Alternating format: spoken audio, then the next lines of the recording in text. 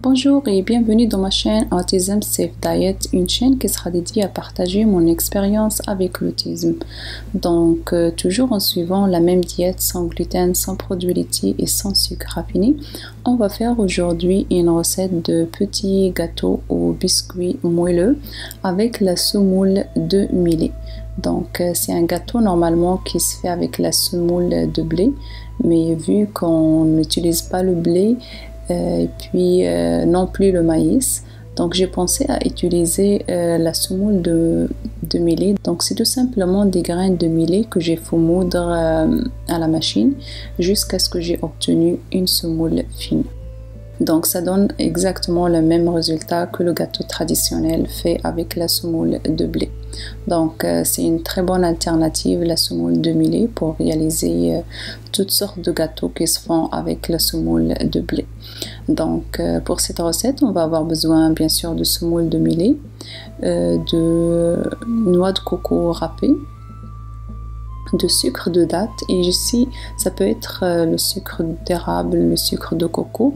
Ici j'ai utilisé le sucre de date, puis dans une autre vidéo je vais partager avec vous comment le préparer à la maison. On va avoir aussi besoin d'un œuf, de l'huile de coco et de la levure pour gâteau.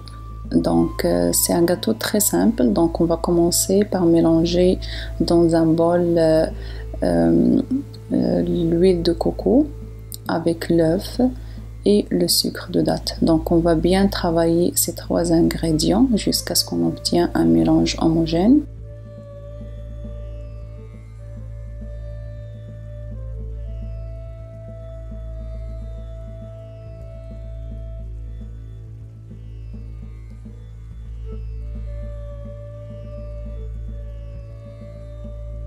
Puis après ça, on va ajouter la semoule de millet avec la noix de coco et la levure de gâteau.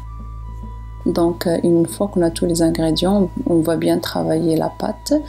Puis après ça, une fois qu'on a bien travaillé la pâte, on va faire des petites boules qu'on va bien travailler avec nos mains et on va les mettre sur une plaque. Ici, j'ai une plaque que j'ai huilée avec de l'huile de coco.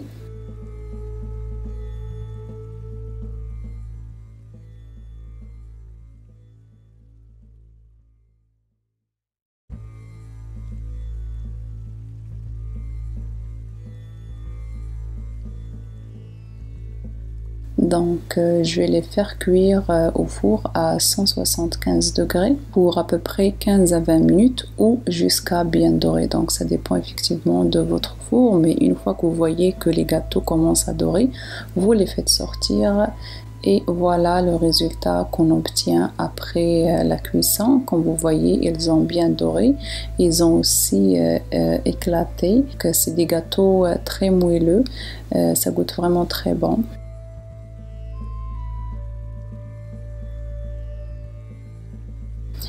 Puis voilà, j'essaie de vous montrer un peu la texture à l'intérieur. Donc voilà le résultat final. J'espère que vous avez aimé cette recette, que vous allez l'essayer. Si vous avez des questions, n'hésitez pas à les laisser dans les commentaires. Et puis, me fera aussi très plaisir d'avoir vos réalisations en photo si vous faites une de mes recettes et que vous aimez. N'hésitez pas à m'envoyer les photos de votre recette.